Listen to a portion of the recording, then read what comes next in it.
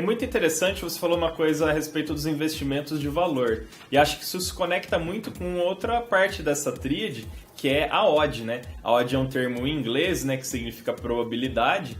E eu gostaria que você falasse um pouco mais sobre a odd, o que é uma odd boa, qual a importância de se a gente analisar a odd, se a gente tem que sempre ir atrás da maior odd possível, ou se isso é meio arriscado. O que você pode falar pra gente sobre essa tal dessa odd? Então, Diego, a odd, ela é realmente uma probabilidade, como você disse, é um termo em inglês. Na Betfair, ela é tida como uma cotação do mercado. E como é atribuída essa odd? A odd é atribuída, ela tem uma sistematização diferente de casa para casa de aposta, de bolsa para bolsa. Cada sistema, cada bolsa tem um jeito de atribuir essa odd. Eles usam algoritmos diferenciados, cada um atribui o que é de valor para si e estipula uma odd inicial ali para o mercado que a gente vai escolher para atuar.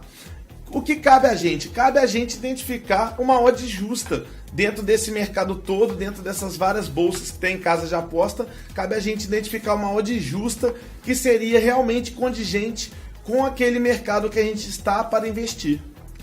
É interessante você falar isso, porque às vezes o mercado pode ter uma percepção e vir a formar uma odd que não necessariamente vai bater com aquilo da realidade. Então, às vezes, as pessoas ficam super otimistas, mas mais como torcedores mesmo, né? E acabam deixando passar uma odd boa que poderia garantir uma boa lucratividade. Ou o contrário, elas vão fazer um mau investimento, mas naquela ilusão que eles estão fazendo um ótimo negócio. Exatamente. Então, o que a gente pode ver? A gente pode ver que essa odd, como a gente viu, é uma cotação estimada pelo mercado e cabe a gente identificar se ela é justa, se ela foi assertiva. Por exemplo, a gente pode identificar que uma odd de 1,45 significa, por exemplo, que você tem 45% de retorno sobre o investimento no mercado que tenha essa odd. Em contrapartida, para você identificar qual a probabilidade daquele evento ocorrer, você divide 100 por essa odd. Geralmente não, é uma metodologia, você pega 100 e divide por essa odd. Você acha aí o percentual que seria a probabilidade daquele evento ocorrer. Numa odd de 1,45 que eu dei como exemplo, seria mais ou menos a probabilidade de 68,96%. Ou seja, uma probabilidade que é tida como boa no mercado, né? Que ela passa daquela probabilidade usual dos 50%, que seria o famoso chute. Sim, com certeza. Então, o que a gente está procurando? A gente está procurando pegar condições que vão ser melhores que o meio a meio, né? A famosa cara ou coroa, que a gente tem 50% de chance.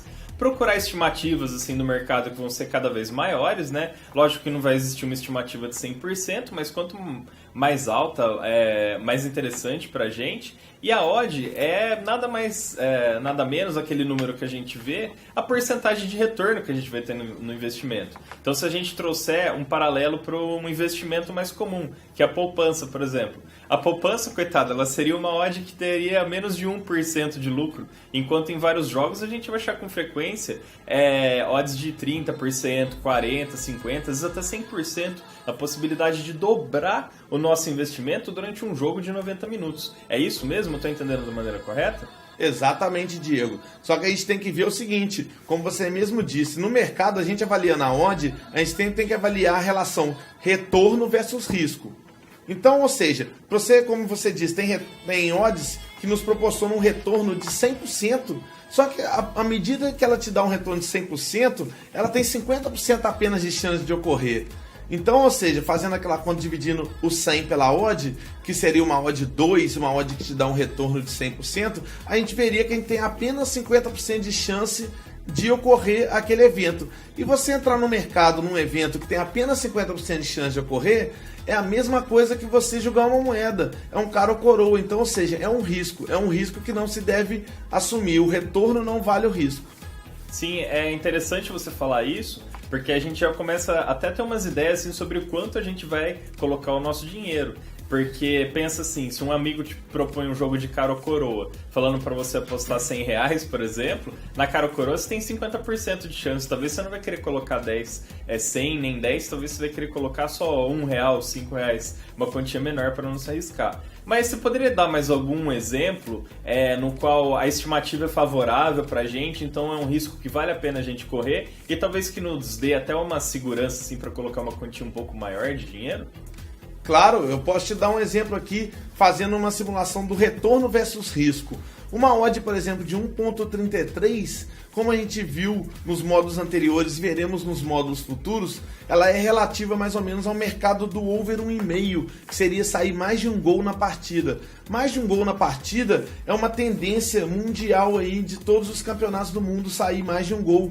Então a gente com a mão nessa base de dados, o que a gente pode fazer? A gente vai, divide 100 por essa odd de 1.33 e a gente vê que a gente tem mais de 75% de chance de obter êxito num investimento desse tipo. Ou seja, um investimento que você tem 75% de chance de ocorrer, você está jogando com uma percentual de 3-1. Então assim, eu acho que é um investimento que vale a pena. Aquela relação retorno versus risco vale a pena. Então passa a ser um investimento muito favorável. Sim, é muito interessante você falar isso, porque a gente vai conhecendo um pouco mais a matemática do mercado. E até quem não gosta muito de matemática começa a se interessar, afinal, essa é uma matemática do lucro, né?